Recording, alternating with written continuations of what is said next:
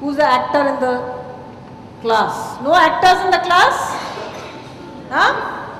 Who? He's an actor, he's a singer, everything. He's an actor? Come on. Show me, you're the Jabberwock and I'm with the Vorpal sword. Let's both fight. Come on. Stand there and show me. You're feeling shy. Actors should just jump and start doing action. Come on. Okay, come. So I've taken out my Vorpal sword. What will you do? How's the Jabberwock coming? Like that? I'll cut you like this, right? Come from there.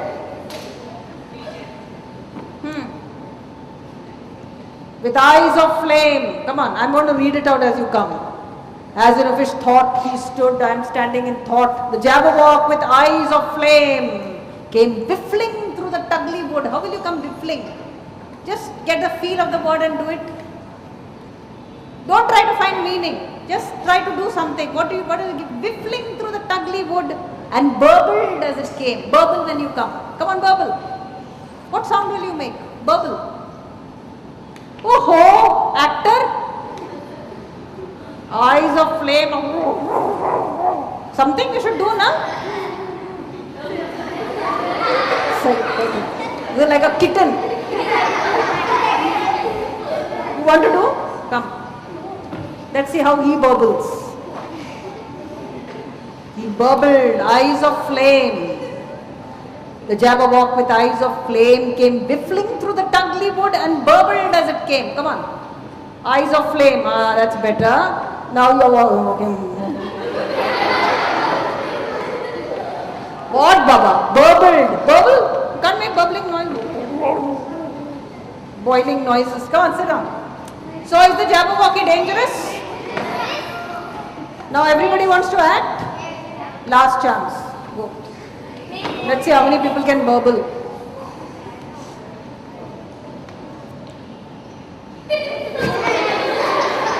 Oh, hero types. Sit.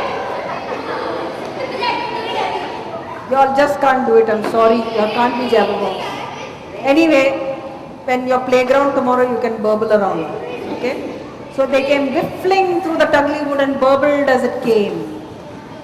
1, 2, 1, 2, and through the Vorpal blade went snick a snick. What is happening to Jabberwock? Snick a snick, snick a snick. Yes.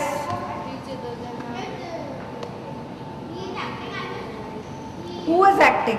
There's a warrior and there's a Jabberwock. Jabberwock is taking the sword. Thank God. 1, 2, 1, 2, and through the Vorpal blade. Vorpal blade is in the whose hand? Warrior's hand. When snick a snick, he left it dead, and with its head, he went galloping back. On what kind of an animal is he? Horse.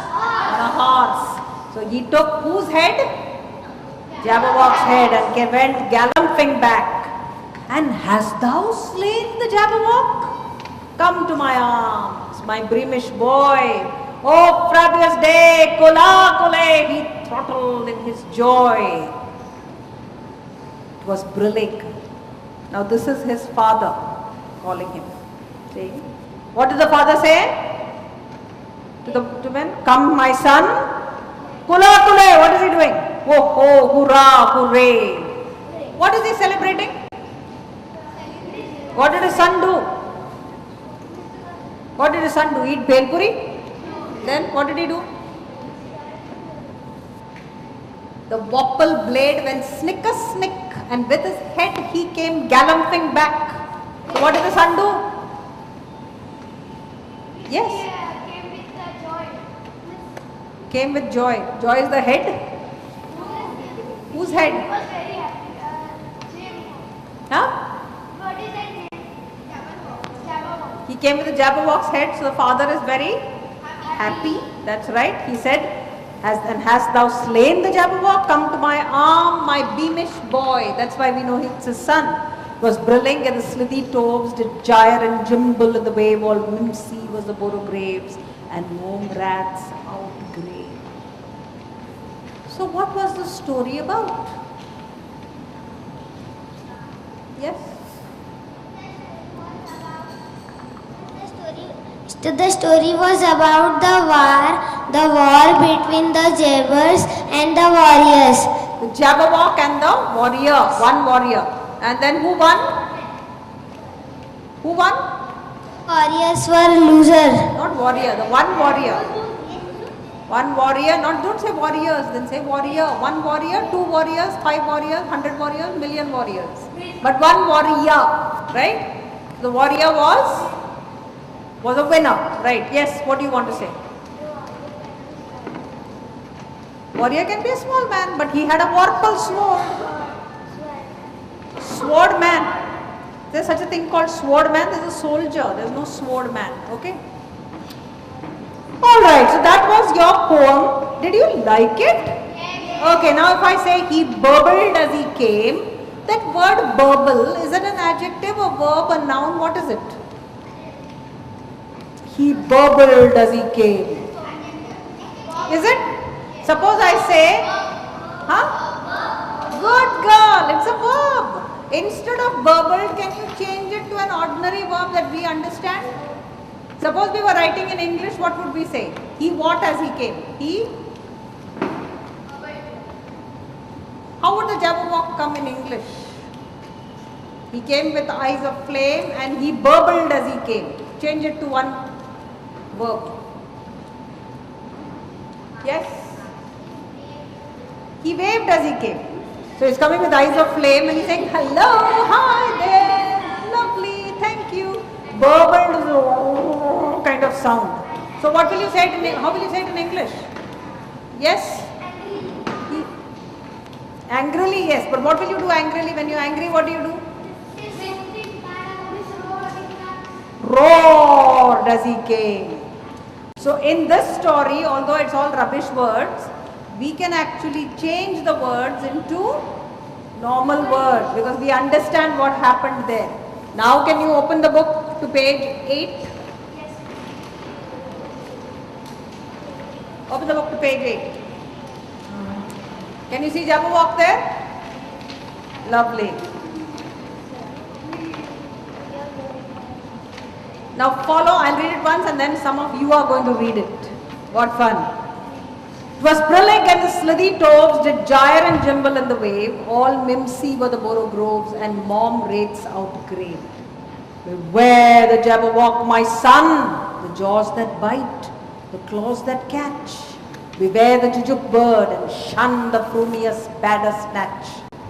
He took his vorpal sword in hand, long time the max gnome foam he sought. So rested he by the tumtum tree and stood a while in thought. And as in uffish thought he stood, the Jabberwock with eyes of flame came whiffling through the tugly wood and burbled as it came. 1, 2, and through the vorpal blade went snick a snick. He left it dead and with its head he went galloping back. And hast thou slain the Jabberwock? Come to my arms, my beamish boy, oh frappius te, kula kulay, he crottled in his joy. 'Twas Brillig and the slithy troves did gyre and gimble in the wave, all mimsy were the borogoves, and the mom wraiths outgrave. Such a lot of nonsense in the poem, right? But you understood. You understood. Do you think that if I told you to draw the Jabberwock, you would be able to draw the Jabberwock? Yes? If I told you to draw the warrior with a vorpal sword, you would be able to do it? Do you think you could enact this on stage? How would you dress the warrior? What would you put on him? Yes? A coat. Miss Ami. He's a warrior. War coat. War coat. Okay. What is a war coat called?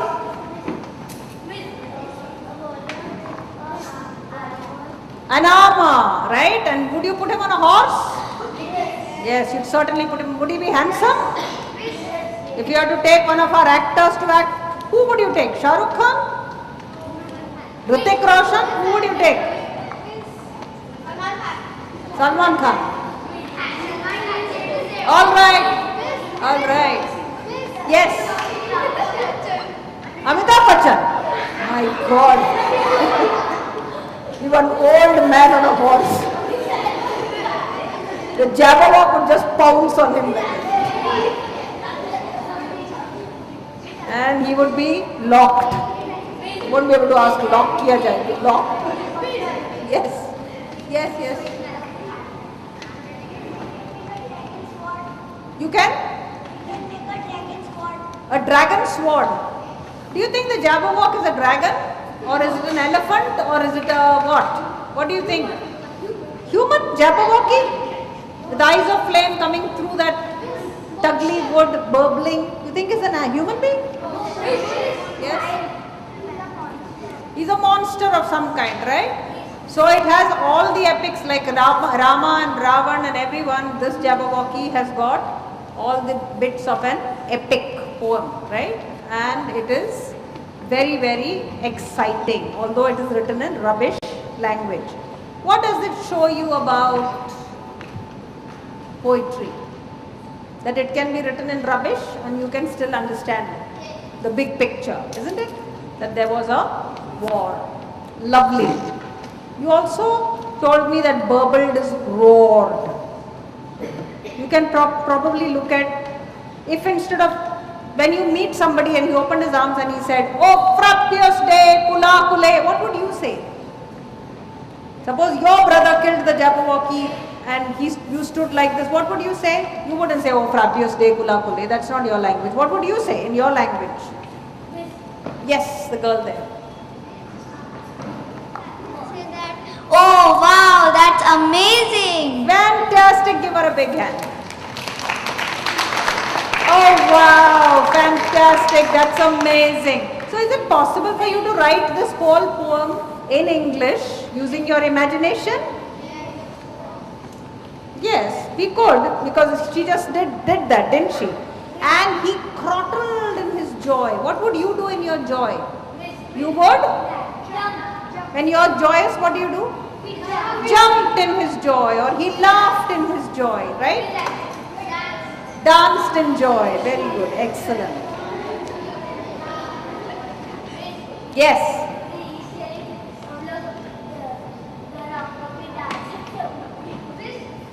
Okay, who wants to read? Or shall we all read it together? Read together? Someone will read. Huh? We'll read together. Okay, come on. 1, 2, 3. 'Twas brillig and the... shall I read one line and you read one line? Okay, 1, 2, 3. 'Twas brillig and the slithy tops. Brillig and the slithy tops. Did gyre and gimble in the wave. All mimsy were the borogroves. And the mome rats outgrave. Beware the Jabberwock, my son. The jaws that bite, the claws that clutch. Beware the jujube bird and shun. The frumious bandersnatch. He took his bopple sword in hand. Don't shout, don't shout. He took his bopple sword in hand. Long time the max gnome foam he sought. Long time so rested he by the tum tree. And stood a while in thought. And as in uffish thought he stood, the Jabberwock with eyes of flame came whiffling through the tugly wood and burbled as it came. 1, 2, 1, 2 and through and through. The wobble blade went snick-a-snick. He left it dead and with its head, He went galloping back. And hast thou slain the Jabberwock?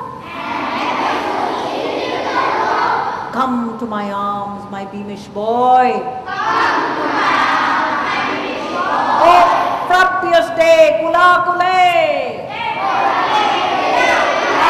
He throttled in his joy. Was Brillig and the slithy toves. The gyre and gimble in the wave. All mimsy were the borough groves. And mome rats outgrave. Lovely. What a fabulous thing. And hast thou slain the Jabberwock? What do you think slain means?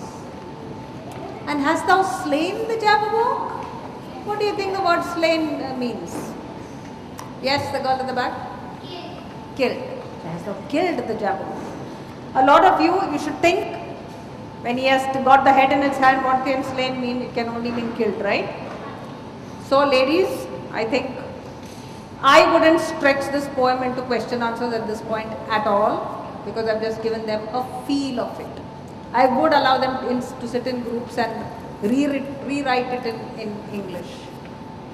So people, thank you very much. Did you have a good class? Yes. So thank you very much for participating, and let's give all of. Thank you. Chalo.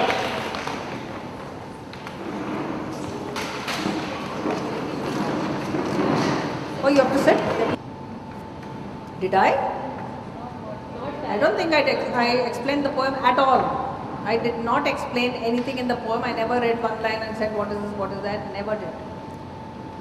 So what did I do? So they were getting it, no?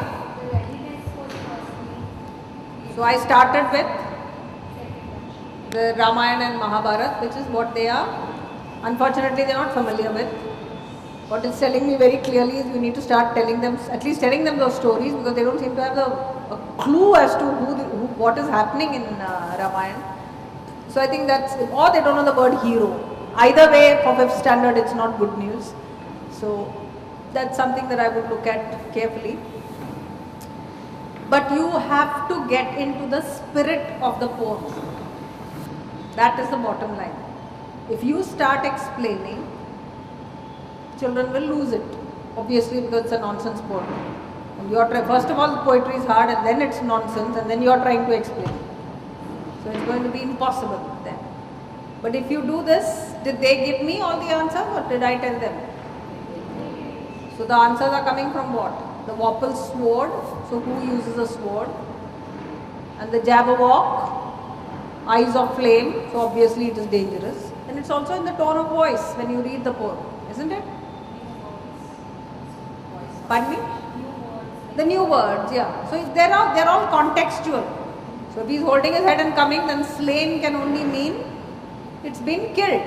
So the word slain then doesn't by itself become a monster word for you to teach children or for them to learn. In a context they will learn. Now, did we do grammar with this poem a little bit? The burbled we did a little bit, right? Now, if I was doing it in a classroom on another day, I would look at the language and I would look at how to fit the grammar, how nonsense words can be.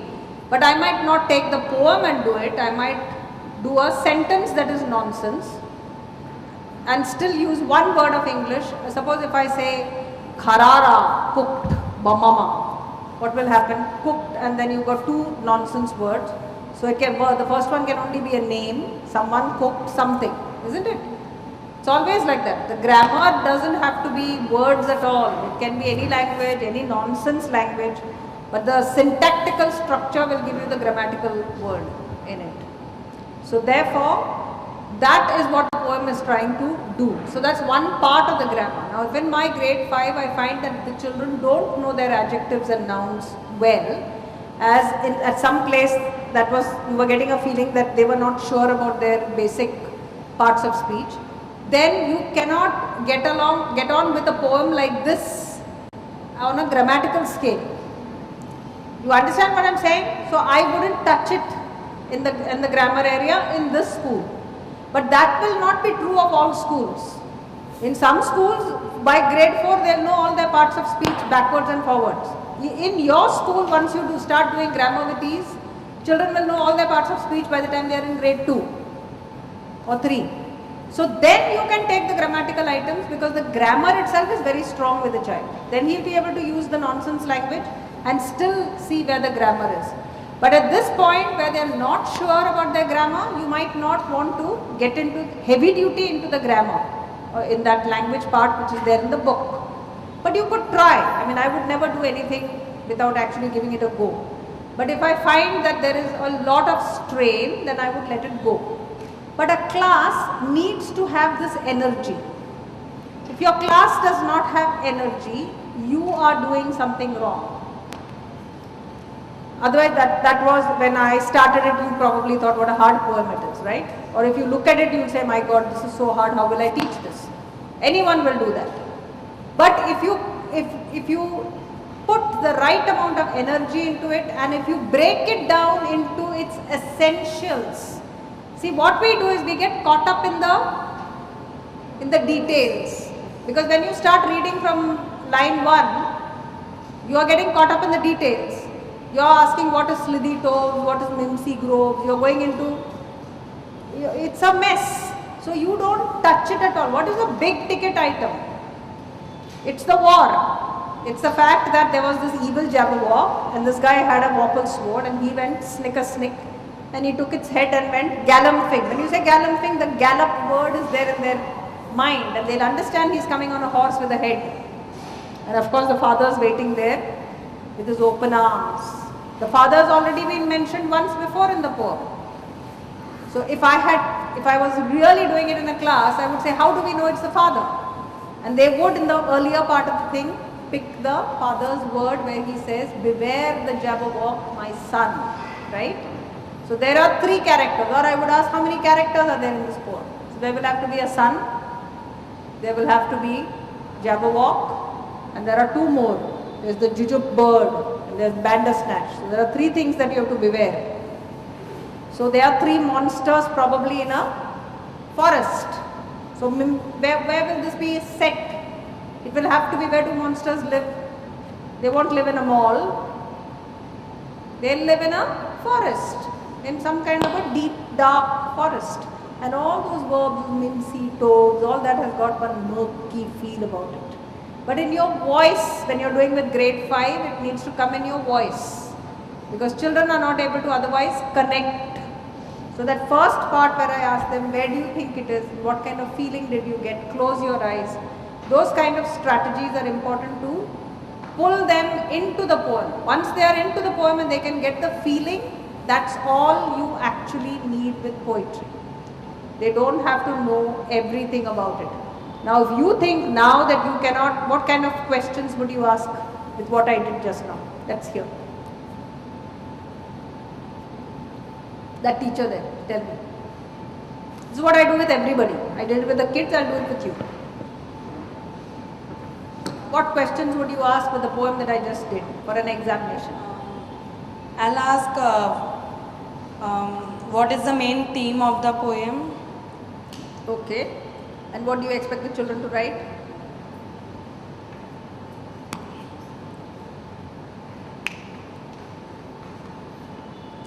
See, when teachers ask questions, they should be able to answer it also. Some students may write about the war. Now, what will you write? Okay. You have something called solving the paper. I hope all of you are doing that. When you give a question paper, you also give the answer key. So what would you write in your answer key to the question you have asked? The main theme will be regarding the war. The main thing is a war. The theme is that of war between good and evil. Okay, good. That's your theme. Or even if they say Jabberwock and the warrior, it's absolutely fine, valid. Okay, then what else can you ask? I'm asking you to make a question paper. Okay. I've just done the teaching. You can't make questions, it will mean that I've done a terrible job.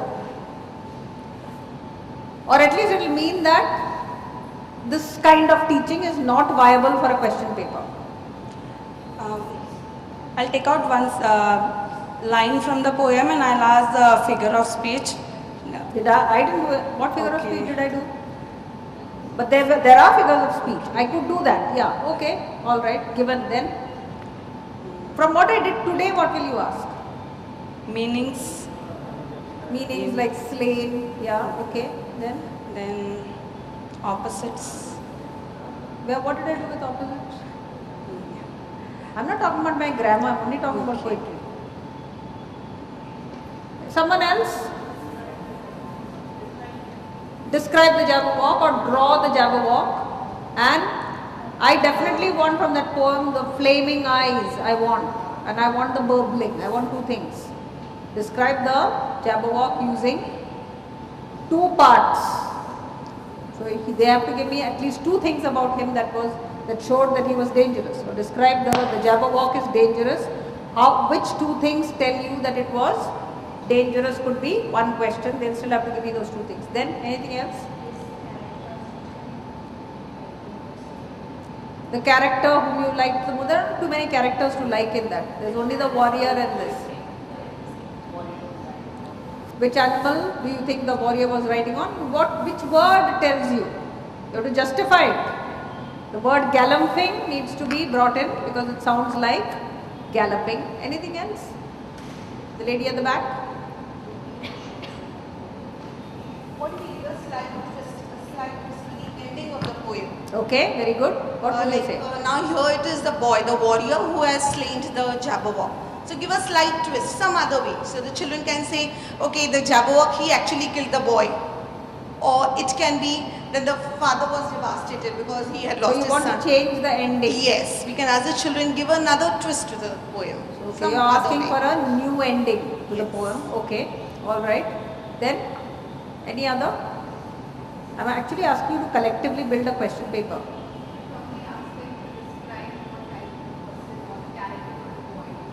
Describe the character of the boy in a few words, like brave and valiant, and provided you talked about those words to them, right? The way he went ahead and he fought, so his father told him about. Correct. So he's extremely Brave. courageous, he's adventurous, isn't he? Yes. He's that brave, probably he takes risks, all of those things are there. And are they parts, or you could twist that question and say, what are the qualities of a hero? And do you see those qualities in the hero of this poem? So see, collectively there are lots of questions to ask on what there is. You don't have to stick to what is given in the book. Now I might have given you some grammatical items in the book which you might not be able to do with this class. But that movement I cannot judge. When I am writing that book and questions, I don't know where you are. See, I will not presume that your children are not 100% pakka with the grammar. But having said that, if you do want to use the grammar, then you can do this poem later. And you can bring up the grammar to a particular point. And then you can do this poem towards the second term. You don't have to do it in the first term at all. So that's another choice that you have. So there are many ways in which you can deal with, but poetry must have energy. Poetry must have mood. You must understand what is the mood. What is the mood in this poem? There can be more than one mood. When I read the first paragraph, what did they say? It's scary. It's dangerous, isn't it? There were particular words that came from there. So there's this feeling of there's a depression around it. And why is there a depression? Because there are three monsters that are running free. Obviously, there is fear. So there is a lot of that danger that they said was absolutely spot on, because there's fear in the forest, which this boy eliminates by going forth and killing the beast. So it's a simple theme. If they understand the theme, if they have a lot of fun, they laugh, it also depends on how you make them laugh, isn't it? So when they say Aladdin, you can either say what rubbish, sit down, or you can have fun about it, right, without actually being cruel to the child. But that will lift. Didn't I make them do Jabberwocky? So they got a chance to act it out. And that you can do a lot more. If it was a classroom, there's a greater opportunity for you to do many things. After the poem, you can get them to act it out. After the poem, you can get them to. What are the other writing activities you can do with this? Creative writing. Come on.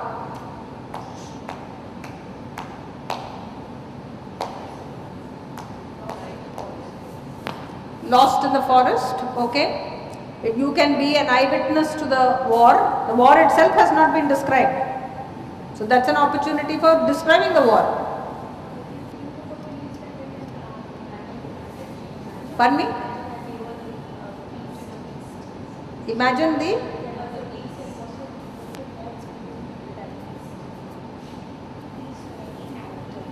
Imagine that they were. Imagine they were in front of a beast. Huh. What What would would your feelings be? What would your reactions be if you met Jabberwock in the woods with flaming eyes charging towards you? Okay, lovely. That sounds like a great adventure story. Then? the father welcoming the son back? The father welcoming the son back. What would you want to write? Like he must have arranged something. Celebration afterwards? Okay, you could do that. What if you were doing a newspaper report?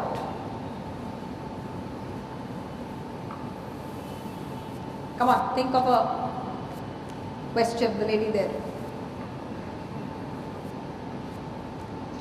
Doesn't matter which grade you're teaching, it's common sense. You've been a student, right, for so many years, so you should be able to do a question, even if you're teaching pre-primary. So come on, as a student, what question would you ask? You want to write, I want them to write a report, because all the time you've been talking to me about adventure stories, imagination, changed ending, characterization. I love all of it. I want to now do a newspaper report. What would your question be? Interview, okay, an interview with the warrior about his experience, how he felt, etc. Any other? If you were living in today's time, what would Times of India report? What would the headlines be? Huh? Encounter. So, police encounter. So, warrior encounter. Three dangerous beasts in the 3 dangerous beasts killed. It has to be a headline. So, it has to be like a headline, right? So, children will then be able to give you a lot of headlines, yes? Jabberwock strikes back. Jabberwock strikes back and is struck down.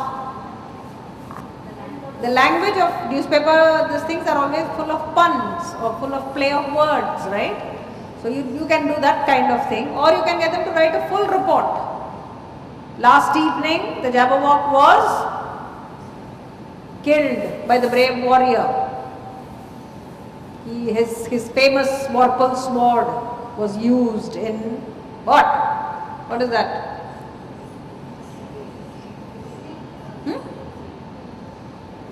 Hello, what is that word? Not killing. Huh? Flaming name. What? How did he kill him? He took his head, na? So what's that called? Snicker snack? Took off his head. So what's that word? He's writing a report, mind you. It starts with C. It starts with D actually, but it's got a C in it. Decapitating, right? Decap. Cap. D. Take out your cap, take out your head also. Decapitating or beheading, right? Or beheading the monster.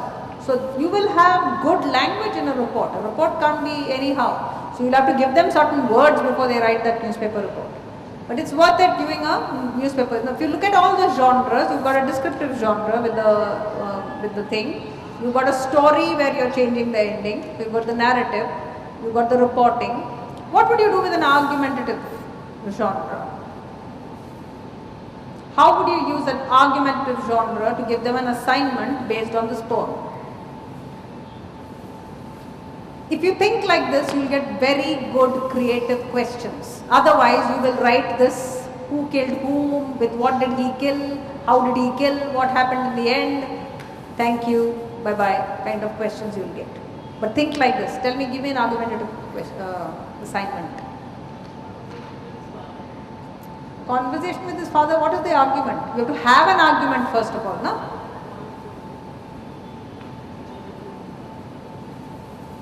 Okay, that's a persuasive letter. That's the persuasive genre. convincing his father that he should be going out and killing the Jabberwock, that nothing will happen to him, don't you worry. That's a persuasive letter, that's a persuasive genre. Argument? Is there any argument at all in this whole thing? Good versus evil. Huh?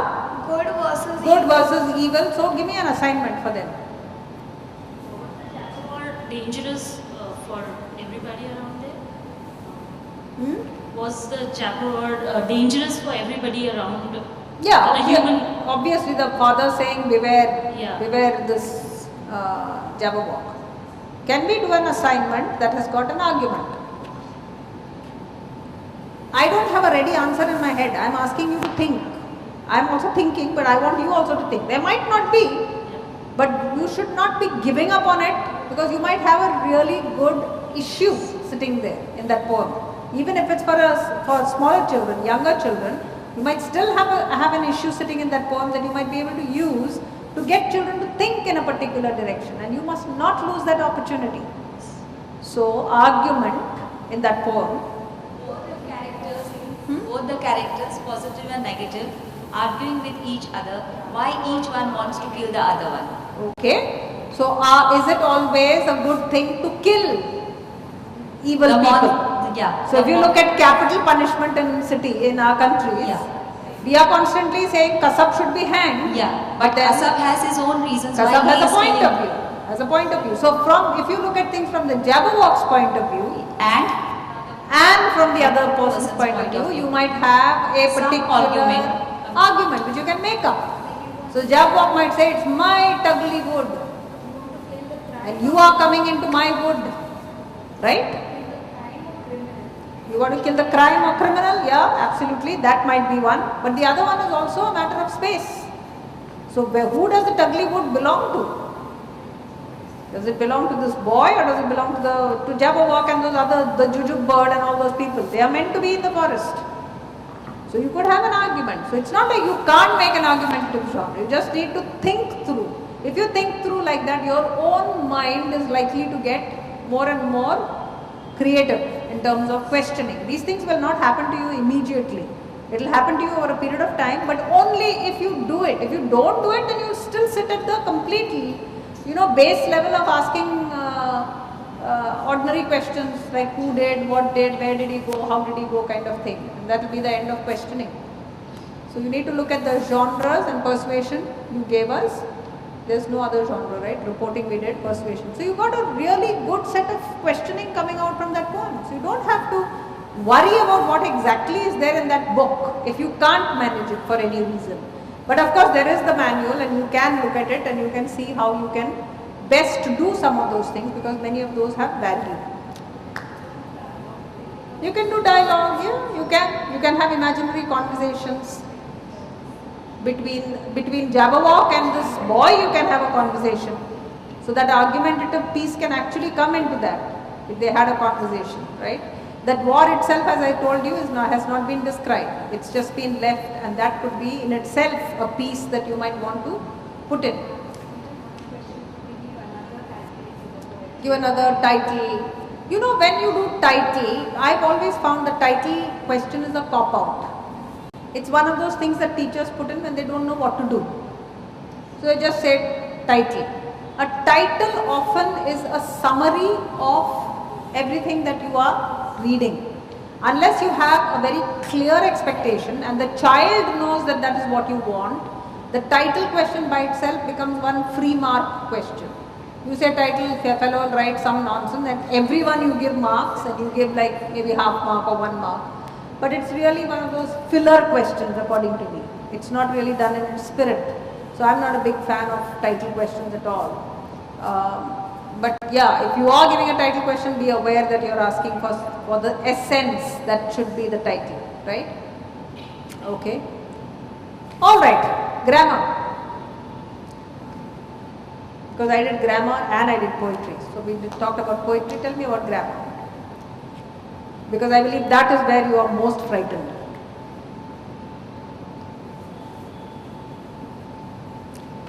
Were they good in grammar? Was the grammar class good? It was okay? It was active?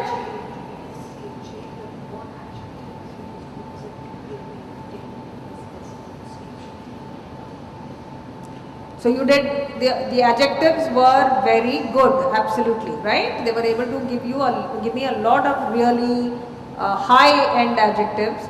Is that because you have been doing descriptions with them in that first this thing?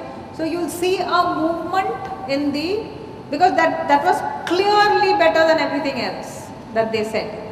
They had problems, but their adjectives themselves had lifted.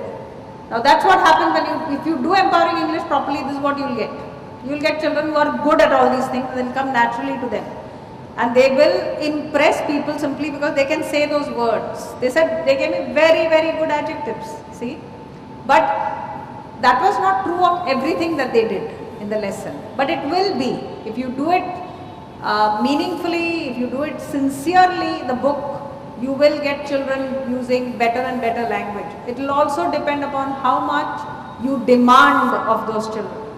If your demands are not there, you're just doing it for the sake of doing a lesson and going out and they can write anything and you're going to give them some marks, then it won't happen. But if you demand and you say, I want this from you, then you will get. Because children will work towards that goal that you have set for them, or the boundaries that you have put, or the aspirations that you have of where they should reach. Otherwise, they'll just do something and run away. You'll still get big, small, sad, bad, mad kind of adjectives, which is really not what you want. So you need to ban some of those, lower grade adjectives and ask them to start using words like that, which I am very pleased to hear. Absolutely. But tell me, what else did you see in the grammar class? Did you see a greater participation over time? From the first to the latter part where it moved faster? Now, because you told me to do clauses, I moved into clauses with them. Because I think you told me, do you want to do clauses? So I kind of moved it into clauses. But I spent a lot of time on the phrase. Now, if I feel that they need more time with phrase, I will not start the clause today. I did it because I just wanted to show you where we can move. So it's a very step-by-step thing, if you notice. It's from the letter to the particles to the words to phrases, right? So it's very clear how it's coming down. Now this can be put on a word wall and it can sit there as passive learning for your children for as many months as you want. Now once you get this pyramid, what you're doing is you're saying at the door, and you're also pointing out to them that all of those phrases seem to be prepositional phrases. That's what we've done because that's the easiest one to do. You can have a noun phrase and everything, but I wouldn't touch some of those because they are harder. Like if you use words like that and which, and if you use adjectival and adverbial clauses, they are harder to understand than the prepositional ones, which are smaller, right? So you start with the prepositional phrase and then you add the verb. So when you say this is without the verb, then you add the verb and call it a clause. Even after that, there was confusion. Did you see randomly when I asked children, they were not able to tell me what I wanted. So I brought it down into phrase, no verb, clause has a verb. It became a chant. It's something that will fit in their heads. I can make them say it for another 100 days if I want to. I won't have to say it for 100 days. But in a couple of weeks they'll get it. Children, if you do it every day. But if you do it today and then you don't touch it for another 3-4 days and then you pick it up, you do it for 2 days, then you don't do it for 5 days, it will not happen. It will not happen at all. Don't do it if you're going to do it that way. But if you do it every day, and you don't have to do such a long class, you can do a 15 minute, it will come down to 10 minutes, it should come down to 5 minutes by the middle of your year, or towards the end of the year, it should be just 5 minutes of daily grammar. Because the minute you put it on the board, they will point out. That's the power of repetition. Right? So I moved into that and I introduced the clause and I left it at that. I didn't push the clause today. Now that phrase tomorrow and day after and the day after that and the day after that and the next week and the week after that, I will continue with the phrase until all those children get it. That questioning has to be global. Where I say you and stand up those who have not answered and give everyone's voice an opportunity to be heard. This is not my class, so I don't know the children, but I can tell you which children are bright straight away. I can also tell you which children are confused. I can at least point out 4 or 3 kids like that with just an interaction of a half an hour. Now you being their teachers, who have been with them for like 3 months, 4 months, you should know all your children. You should know what they're capable of, what they're not capable of. This girl will not know it, that girl will know this. She is not all there. I should know all of it. I should know that he jumps up and down, but when he writes nonsense. I'll know all of it. See? Now if I had the knowledge of this class, I would move it better. Because I'll know whom to ask what. If I say a phrase is without a verb, I will know exactly which child should repeat that. I'll know which kid has to have it in his book and which child needs extra repetition of that at home. I'll know all of it about my kids. So everyone doesn't have to do everything all the time. Because there was one child who already knew the phrase. Now why would I keep him at the same place all the time? I would tell him, I'm not happy with the at the door, give me a better phrase. Because you already know the phrase. So I have to move up his language. I have to move up the quality of his adjectives, the quality of his adverbs need to increase. Because he knows. See? So your differentiation has to be very clear. You can't treat the whole class as one packet. Because they are not. Right? So if you move them like that, there is a logic. Now if you put it up on the board, that board will get rubbed out. But that chart on that board will remain and you can use it as a teaching tool. So the next time you come, you can just say what is B and they'll say letter, and what is this and they'll say particle, and what is this and they'll say this, and that's all. If you have no time, I will just say what is M, in, what are they? Particles. Bus, and I'll move on to whatever I was going to do. Yeah, you don't have to do everything, the whole works every day if you don't want to, but I would use single questions very quickly in order to, you mesh it. You do the questioning words. What are the various questioning words? You must do the WH words, the how words. The 3 primary verbs are, what are the 3 primary verbs? To be, to have, and what are the question words that we use? When we frame questions, how do we start questions? What, when, why, where, how is one set. Then the is group, is, was, are, were, right? Have, had, has. Have you had breakfast? Has the dog been taken for a walk?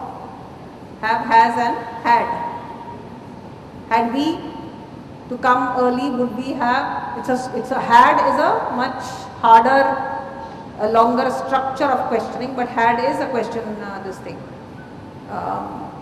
And then the do group. Do you know? Did you take? Does he walk every day? So you've got the 3 primary verbs, to be, to have, to do, and then you have the WH, set and how, and then you have the to be and to have. These are your question words. Now on a daily basis they need to make questions, because you are not using questions, you are intoning. So when you want to ask a question, what do you say? Do you use full words? Do you say does he take his dog for a walk, or do you say he takes his dog for a walk? You took for a walk? You just go up like that with the questioning. You don't use did he, do you, let's go to the mall, shall we? Do you use tag questions? No. So now how will they are not even hearing the right thing. Because you are not a resource. If you don't use full questioning models to your children, you cease to be a resource. But you are a resource, because for a lot of children coming here who are first generation learners, the teacher is the only resource he's got, poor chap. And you have taken yourself out of the resource box. So he has nothing. Mother doesn't know, teacher doesn't speak. So where does the kid go? So he has very little exposure. Now you are expecting everything to come and fit properly. And if it doesn't fit, you say, oh, that fellow, he's from this merchant's son, farmer's son, whatever it is that you kind of, say to push it off you. But trust me, it's all our problem. So if there are kids who are not okay in your class, you are the villain, not the kid. No matter what, you don't know how to handle. You need to seek help. But you cannot say, he is mischievous, he is lazy, he is naughty, his mother doesn't speak, how much can we do here? At the end he goes and speaks. This is all nonsense. Let me tell you, it's a full cop-out.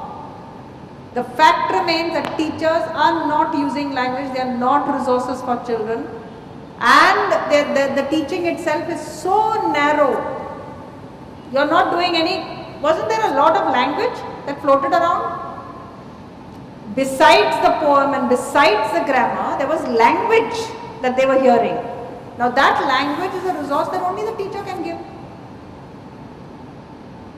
So you start looking at your own language. What I am saying is, the reason why you are not saying it is because you have never said it before. You know it here, but why isn't your tongue moving into questions like this?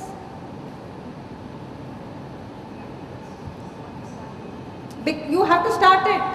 And that grammar book is a very good place to start because it's got oral work. And that oral work is all about moving the tongue. The tongue will not move unless you practice. That's why you don't have fluency. A lot of people have great ideas, but they don't know how to express it because the language will not move out of the tongue. The tongue has never moved.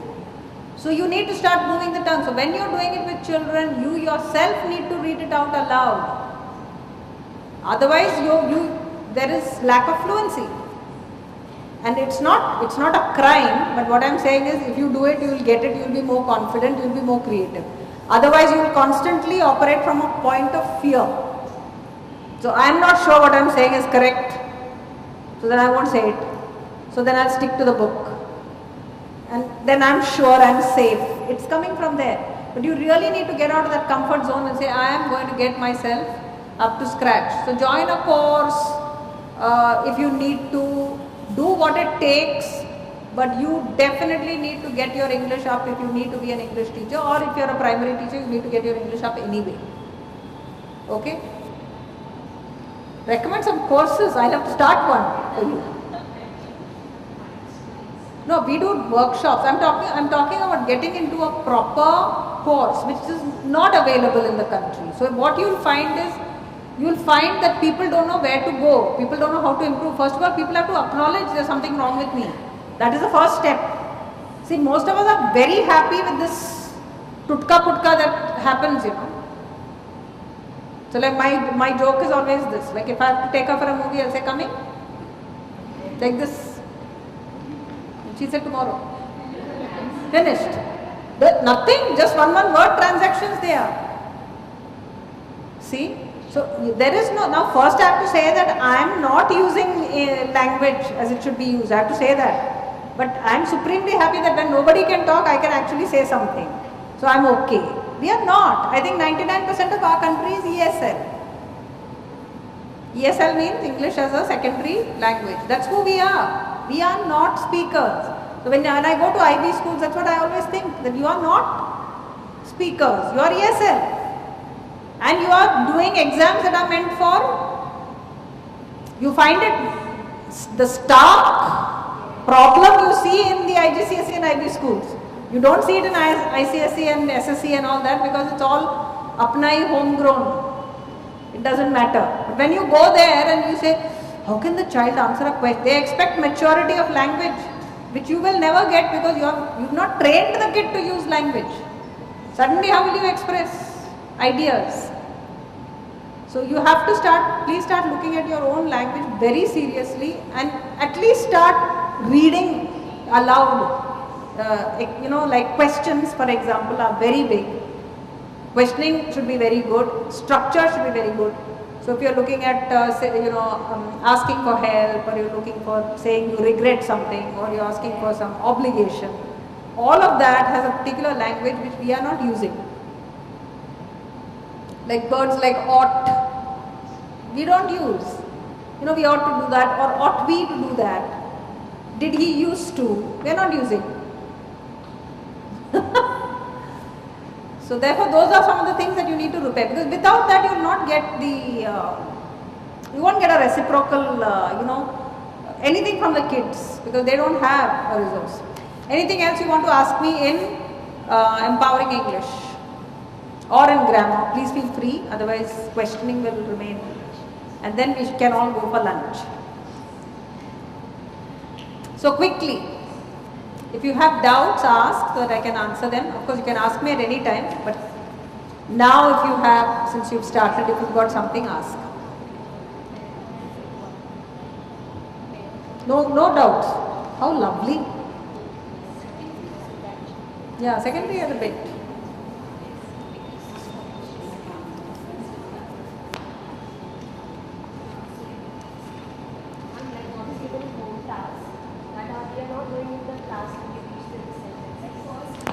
See, there are three parts to it. One is those 5 sentences are there are for one sentence a day. They are not meant to be done all 5 together.